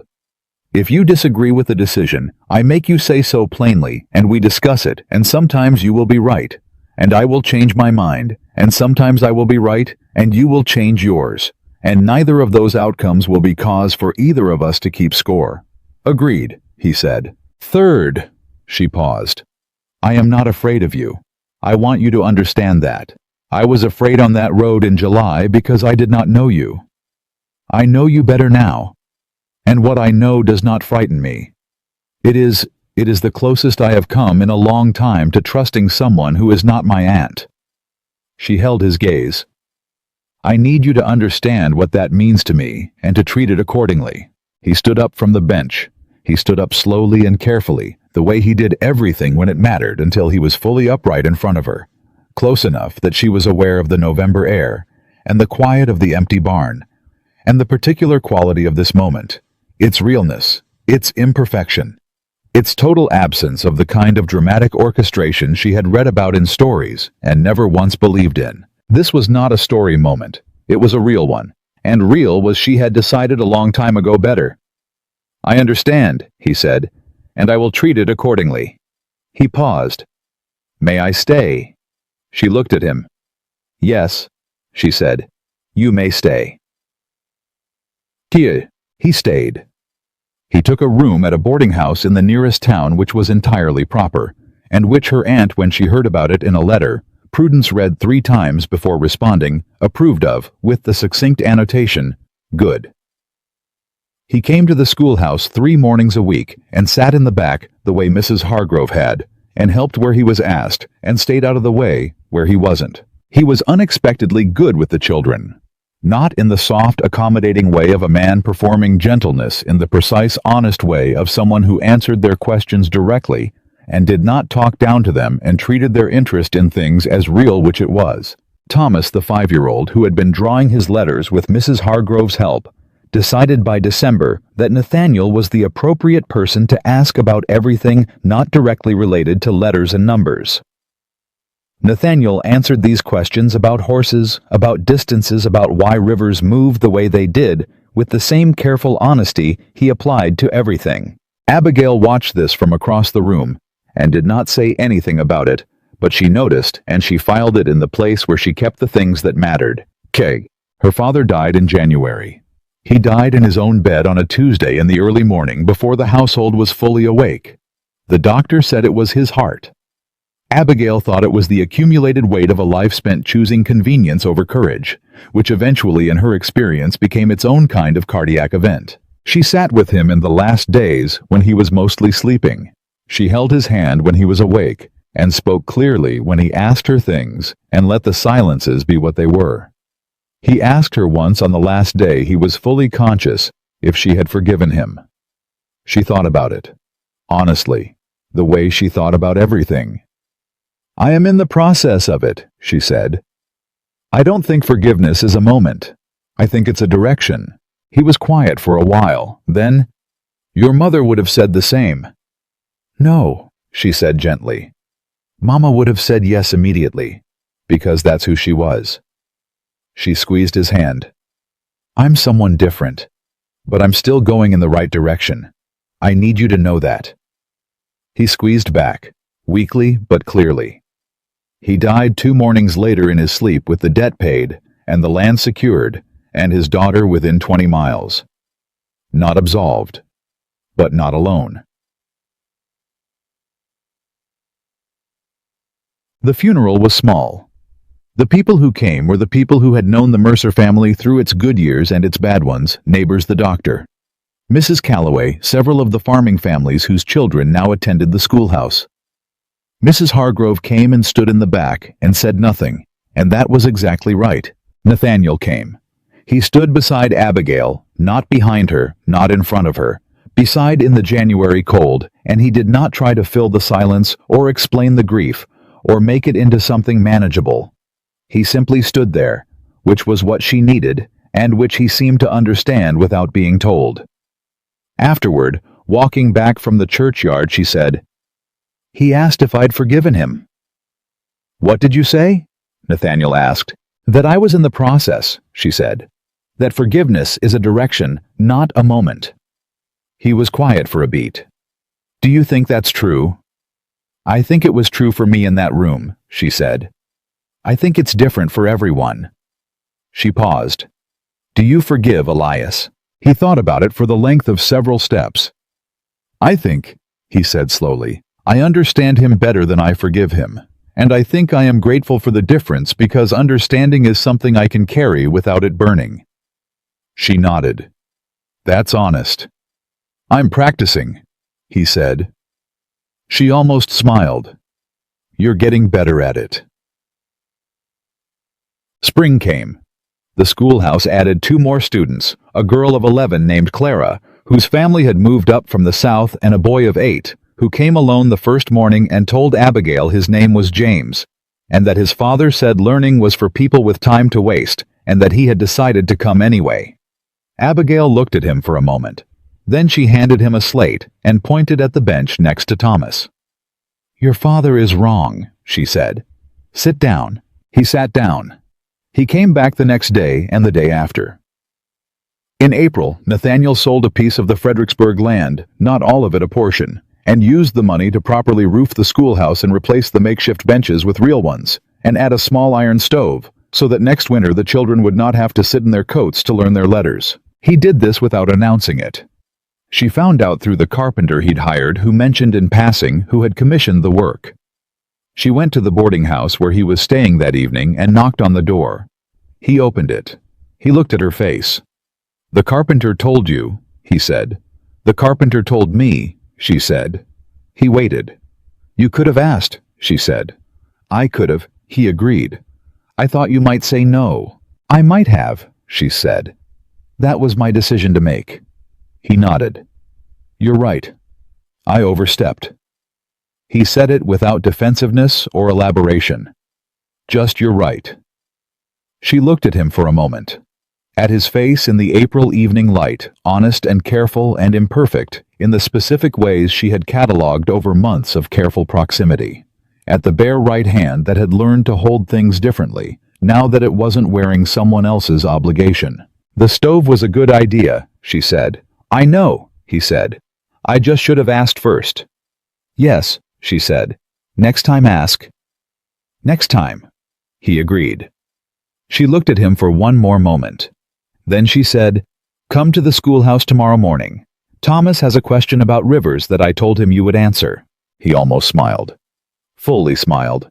The full real one that she had been watching arrive in increments since July, and was now simply there, settled, no longer something becoming, but something that was. "I'll be there," he said. She walked home, not away from him, not toward a next destination. Home, the Mercer house. Her house now, with the debt paid, and the front door she had been walking through all winter in daylight on her own terms, without a carpetbag in her hand or a clock counting down the minutes before someone discovered she was gone. She opened the front door herself. She had been doing that for months now, and it had not gotten ordinary, and she did not think it would. Some things she had learned stayed remarkable, not because they were dramatic, but because they were true, because they were what you had chosen fully, with full knowledge of the cost, without anyone holding the door for you or requiring something in return. She stepped inside. She had once measured freedom in footsteps across a frozen field, counting the seconds before a household woke, and a signed contract was used to collect what she owed. She had run with 3 coins and her mother's face and nothing else, and she had fought with documents and testimony, and the particular undramatic courage of a woman who decides that her name belongs to her and does not stop deciding it. Now she measured it in something quieter. In a schoolhouse with a new stove and 12 children who had been told by various adults in their lives, that learning was not for people like them. In a barn that had once grown tobacco for a man who thought he could trade her for a debt, and now grew letters and numbers, and the particular stubborn confidence of children who are taught that their questions deserve real answers. In a man 20 miles away who was practicing honesty and getting better at it, and who had asked permission to stay near her rather than assuming he had the right, and who stood beside her at funerals without trying to make grief more manageable than it was. In a front door, she opened herself every morning in full daylight. She had never needed anyone to open it for her. She had only ever needed the certainty that what waited on the other side was hers, genuinely fully, without lien or condition or a signature she had not given freely. That certainty was not given to her. She had built it piece by piece across a summer and a fall and a winter, and now into spring, with her own hands and her own voice. And the 3 coins she still kept in the drawer beside her bed. Not from sentiment, but because some things deserve to be remembered exactly as they were, small and insufficient.